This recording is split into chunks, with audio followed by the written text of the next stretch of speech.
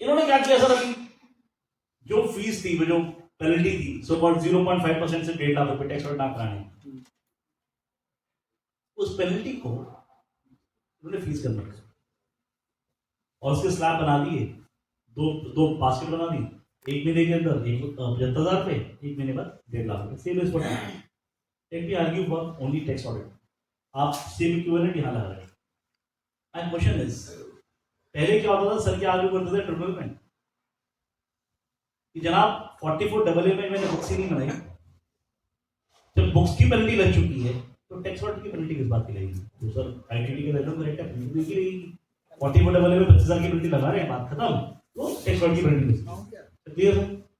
अब इन्होंने क्या किया, 44AA की पेनल्टी छोड़ दी, इसकी फीस पे कन्वर्ट कर दी। पर my question is this fees recoverable?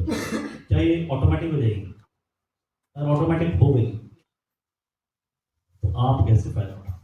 मैं तो ये बोला सर, आपका सेमिनार का टारगेट तो ये है कि मुझे कैसे फायदा होगा।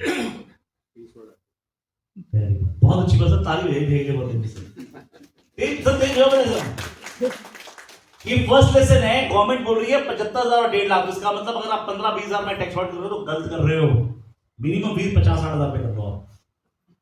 बहुत सीरियस हो सर। मैं तो गवर्नमेंट कह रही ना टैक्स ऑडिट करा पाए तो 75,000 रुपए, अगर एक महीना लेट तो 1.5 लाख रुपए, तो इसका मतलब वो खुद मान रही है कि भाई तुम्हारी फीस कम है, पहले तो फीस बढ़ा दीजिए। एक बात। दूसरी बात which is very very important, can I take this clue?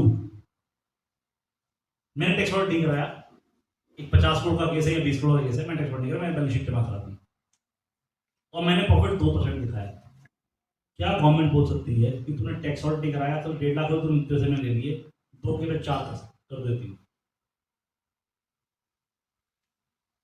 Sir अगर मैंने टैक्स ऑडिट नहीं कराया, 1.5 लाख रुपए अपनी फीस ले ली, अब टैक्स ऑडिट कौन कराएगा? मैं या आपने कराना है।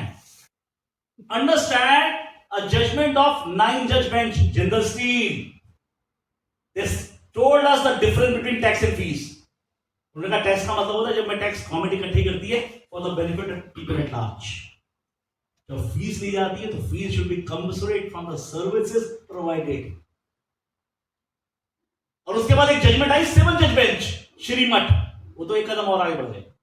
Supreme court said what has to be the ratio? It has to be 2/3।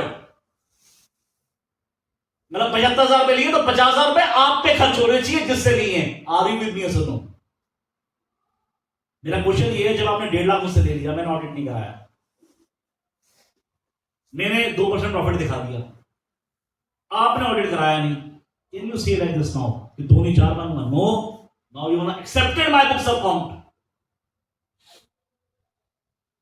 अगर एक्सेप्ट नहीं किया होता तो आपने टैक्स ऑडिट करवा लिया होता।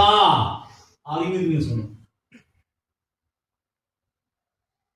अब आप ये नहीं हो सकते मैं 2 की 4 लूंगा।